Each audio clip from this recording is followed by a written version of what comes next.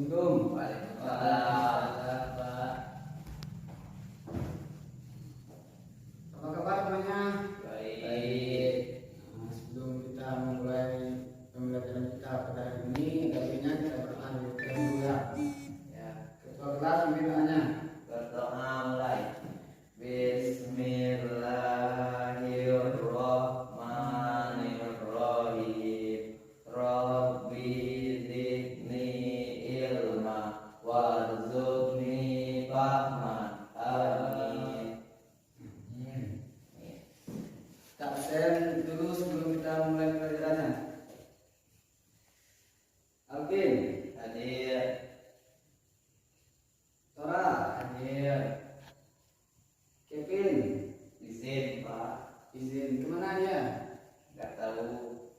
Oh, betul ya, izin. Bila satu orang nggak ada ya. Kita lanjut pembelajaran kita pada hari ini. Untuk materi minggu kemarin, apakah sudah mengerti semua? Ada yang mau ditanyakan?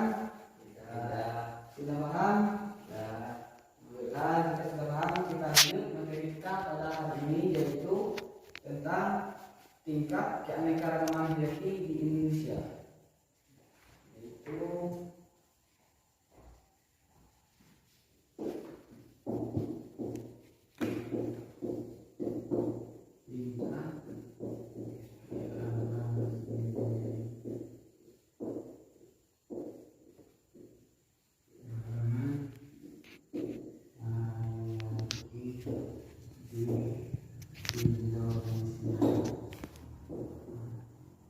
sebelumnya ada yang tahu tidak apa itu keanekaragaman hayati?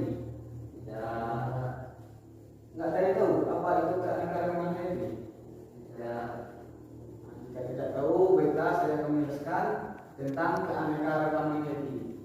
Baiklah, jika kalian tidak tahu apa itu keanekaragaman hayati, makanya kita akan mempelajarinya pada hari ini.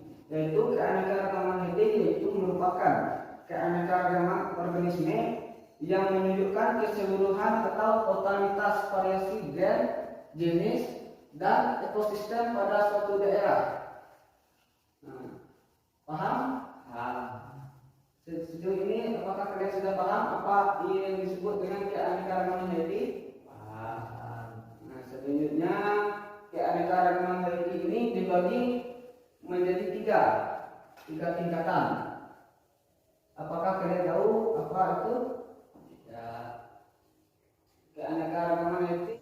Selanjutnya keanekaragaman hayati dibagi menjadi tiga tingkat, yaitu satu keanekaragaman gen, kedua keanekaragaman jenis, dan ketiga keanekaragaman ekosistem. Baiklah, kita bahas satu persatu apa itu keanekaragaman gen, jenis, dan ekosistem. Yang pertama kita bahas itu keanekaragaman gen. Sebelum kita lanjut, saya ingin bertanya kepada kalian. Sebelumnya, apakah ada yang sudah tahu apa yang dimaksud dengan gen? Gen itu apa? Coba ada yang tahu? Saya apa? Ya, silakan. Generasi. Ya, bagus. Jadi, lebih tepatnya gen yaitu faktor penentu keturunan yang terdapat di dalam lokus kromosom. Paham? Paham. Selanjutnya, keanekaragaman tingkat gen merupakan variasi yang terdapat di dalam spesies, baik di dalam suatu populasi atau di antara banyak populasi dalam satu jenis spesies makhluk hidup. Contohnya, pada tumbuhan itu ada bunga mawar. Kan bunga mawar itu ada dua warna. Ada mawar warna merah dan warna putih. Itu satu jenis, satu spesies, tapi perbedaan warnanya berbeda. Saya mau bertanya pada kalian. Selanjutnya, pada manusia ada yang tahu nggak apa contohnya? Saya Pak. Ya, apa itu? Coba sebutkan. Perbedaan untuk hidup pada manusia. Ya, bagus. Jadi bentuk hidung pada manusia itu berbeda-beda, nggak ada yang sama. Ya setiap usia kan memiliki hidung, tapi bentuknya itu berbeda. Ada yang pesek, ada yang mancung gitu. Nah selain itu hidung, ada yang tahu nggak? Tidak. Tidak. Nggak ada. Nggak ada yang tahu. Enggak. Nah, selain itu hidung ada beberapa banyak contoh. Di antaranya yaitu perbedaan warna kulit. Contohnya saja warna kulit orang barat dengan kita berbeda. Bule-bule itu dengan kita berbeda warna kulitnya. Paham sudah sejauh ini? Selanjutnya kita masuk yang kedua, yaitu keanekaragaman tingkat jenis. Keanekaragaman tingkat jenis adalah variasi antara spesies di dalam ekosistem. Misalnya dalam satu genus dan juga misalnya dalam satu famili. Paham seperti ini? Paham. Ada yang belum ditanyakan? Saya apa? Ya, silakan. Contoh keanekaragaman tingkat jenis apa? Baiklah. Sebelumnya kawan-kawannya ada yang bisa menjawab dari pertanyaan dari saudara Alvin? Tidak. Tidak bisa? Ya, tidak bisa. Saya akan beri salah satu contohnya yaitu perbedaan antara harimau dan macan tutul. Harimau dan macan tutul itu satu famili. Kalian sudah tahu kan, sudah belajar sebelumnya kan? Ya. Jadi harimau dan macan tutul itu satu famili, tapi warnanya berbeda. Coba kalian perhatikan antara warna harimau dan macan tutul itu berbeda, sedangkan mereka satu famili. Ngerti? Pada tumbuhan contohnya apa, Pak? Ya, bagus. Pada tumbuhan contohnya. Pada tumbuhan contohnya itu pada kacang-kacangan. Nah, antara kacang kedelai dan kacang hijau itu berbeda. Coba kalian perhatikan. Kalian pernah memperhatikan nggak? Nah, Itu berbeda kan? beda. Itu salah satu contohnya. Sahabat di sini sudah mengerti? Sudah. Jika sudah mengerti poin yang pertama dan kedua, kita masuk yang ketiga, yaitu keanekaragaman tingkat ekosistem. Sebelumnya, apakah kalian sudah tahu apa itu ekosistem? Coba. Saya, Pak. Ya, silakan. Hubungan timbal balik antara makhluk hidup. Ya, bagus. Jadi ekosistem itu adalah hubungan timbal balik antara makhluk hidup yang satu dengan yang lainnya. Jadi tingkat keanekaragaman ekosistem merupakan variasi beragam dari lapisan biosfer. Contohnya yaitu antara sungai dan danau. Itu contoh yang secara alami. Dan contoh yang buatannya itu kebun teh dan kebun jati. Sampai di sini, apakah kalian sudah mengerti? Jika kalian sudah mengerti, baiklah saya akan memberi waktu kalian 10 menit untuk memahami materi mengenai keanekaragaman ekosistem dan nanti kalian harus presentasi di depan. Waktunya 10 menit untuk memahami. Apakah kalian sudah paham?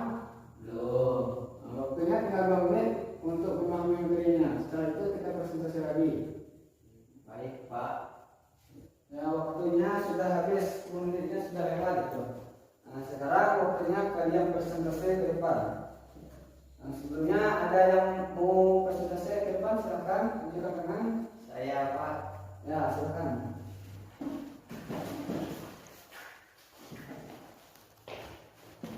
Keanekaragaman hayati merupakan keanekaragaman organisme yang menunjukkan keseluruhan atau totalitas variasi gen, jenis, dan ekosistem pada suatu daerah. Tingkat keanekaragaman hayati 1. Keanekaragaman tingkat gen merupakan variasi yang terdapat di dalam spesies, baik di dalam satu populasi atau di antara banyak populasi di dalam satu jenis spesies makhluk hidup. Keanekaragaman 2. Keanekaragaman tingkat jenis merupakan variasi antara spesies di dalam ekosistem, misalnya dalam satu genus famili. 3. Keanekaragaman tingkat ekosistem merupakan variasi beragam ekosistem di lapisan biosfer. Manfaat keragaman hayati di Indonesia: 1. Sebagai bahan pangan. 2. Sebagai bahan sandang. 3. Sebagai bahan bangunan. 4. Keilmuan. 5. Bahan obat-obatan. Dan 6. Keindahan. Terus beri aplaus untuk wanita di depan. Ya, bagus sekali. Jadi sejauh ini kalian sudah memahami apa saja materi tentang keanekaragaman hayati tadi. Nah, selanjutnya saya akan menjelaskan mengenai tingkat keanekaragaman hayati di Indonesia lebih lanjut lagi. Keanekaragaman hayati merupakan keanekaragaman organisme yang menunjukkan keseluruhan atau totalitas variasi gen, jenis, dan ekosistem pada suatu daerah. Tingkat keanekaragaman hayati dibagi menjadi 3, yaitu 1. Tingkat keanekaragaman gen, 2. Tingkat keanekaragaman jenis, 3. Tingkat keanekaragaman ekosistem. Tingkat keanekaragaman gen merupakan variasi yang terdapat di dalam spesies, baik di dalam satu populasi atau di antara banyak populasi di dalam satu jenis spesies makhluk hidup. Contohnya, perbedaan warna bunga merah dengan mawar putih. Pada manusia, perbedaan variasi bentuk hidung, kulit, dan golongan darah. Sedangkan contohnya pada hewan, yaitu perbedaan variasi pial ayam. 2. Keanekaragaman tingkat jenis. Keanekaragaman tingkat jenis merupakan variasi antar spesies di dalam ekosistem, misalnya dalam satu genus famili. Contohnya harimau dan macan tutul. Pada tumbuhan yaitu kacang-kacangan, pinang, kelapa, gula aren, dan sawit. 3. Keanekaragaman tingkat ekosistem merupakan variasi beragam ekosistem di lapisan biosfer. Variasi tersebut terjadi karena komponen biotik dan kondisi abiotik setiap ekosistem berbeda. Contohnya ada 2, yaitu 1 secara alami dan secara buatan. Contoh yang secara alami yaitu sungai dan danau, sedangkan secara buatan yaitu kebun teh dan kebun jati. Keanekaragaman hayati di Indonesia. Indonesia merupakan negara yang terletak di daerah tropis, berada di antara 2 benua, yaitu benua Asia dan Australia. 1. Persebaran fauna atau hewan di Indonesia berdasarkan letak geografisnya dilewati oleh 2 garis khayal, yaitu garis Wallace dan garis Weber. A. Daerah sebelah barat garis Wallace. Daerah yang termasuk ke dalam garis Wallace ini yaitu meliputi Pulau Sumatera, Jawa, dan Kalimantan. Tipe fauna oriental dicirikan dengan hewan menyusui yang berukuran besar, berbagai macam kera, dan ikan air tawar. Jenis-jenis fauna tersebut adalah gajah, tapir, harimau Sumatera, badak bersuara 1, dan orangutan. B. Daerah sebelah timur garis Wallace. Wilayah Indonesia yang di sebelah timur garis Wallace memiliki berbagai jenis fauna Australian, yaitu berbagai jenis burung dengan warna yang mencolok dan indah. Misalnya kasuari, cendrawasih, kakak tua, nuri. Jenis fauna lainnya juga terdapat, yaitu seperti komodo, babi rusa, dan kuskus. C. Daerah peralihan atau wilayah Wallacea. Daerah peralihan adalah daerah yang terletak di antara 2 garis, yaitu terletak di antara garis Wallace dan garis Weber. Fauna yang terdapat yaitu burung hantu, babi, dan anoa. 2. Persebaran tumbuhan atau flora di Indonesia. A. Keanekaragaman flora di hutan hujan tropis, yaitu flora yang terdapat adalah talas-talas, rotan, jahe, pisang, paku-pakuan, dan anggrek. B. Keanekaragaman tumbuhan di hutan musim. Contoh hutan musim yaitu Taman Nasional Beluran yang terletak di Jawa Timur. Dan fauna yang terdapat yaitu pohon jati, kayu putih, kemiri, dan asam Jawa. C. Keanekaragaman tumbuhan di hutan savana. Jenis flora yang mendominasi adalah rumput-rumputan dan herba, dan sulit ditemukan pepohonan yang tinggi di sini. Manfaat keanekaragaman hayati di Indonesia ada beberapa, yaitu 1. Bahan pangan, 2. Bahan sandang, 3. Sebagai bahan bangunan dan alat rumah tangga, 4. Sebagai budidaya, 5. Sebagai sumber plasma nutfah, 6. Sebagai keilmuan, 7. Sebagai bahan obat-obatan, 8. Sebagai keindahan.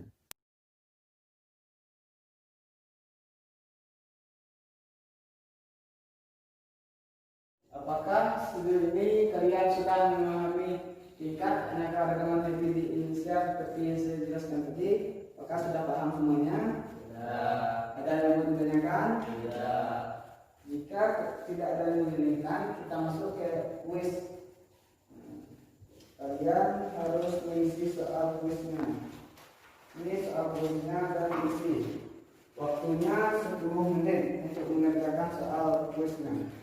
Yaitu soal kuisnya, kalian harus membuat contoh dari manfaat keanekaragaman hayati di Indonesia.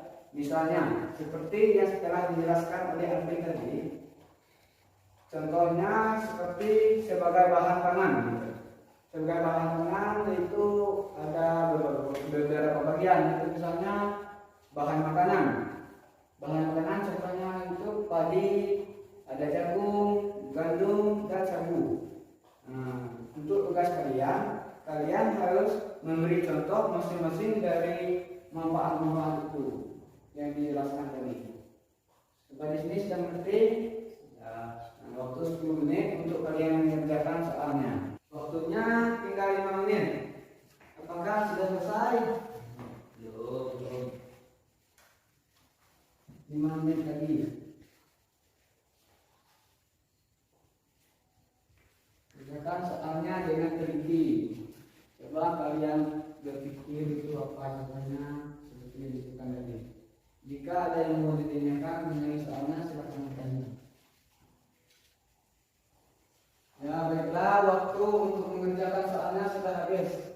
Silakan kumpulkan kuisnya tadi. Kuisnya dikumpulkan.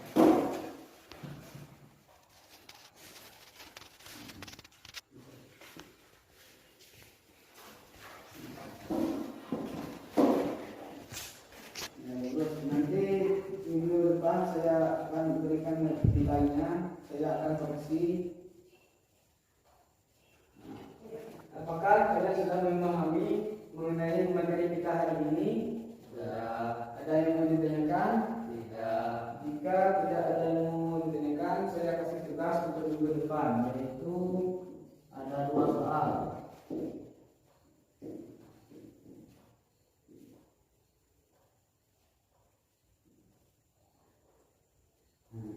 Ada 2 soal untuk kalian kerjakan di rumah dan dikumpul minggu depan untuk menelaah nilai kalian. Apakah ini sudah mengerti?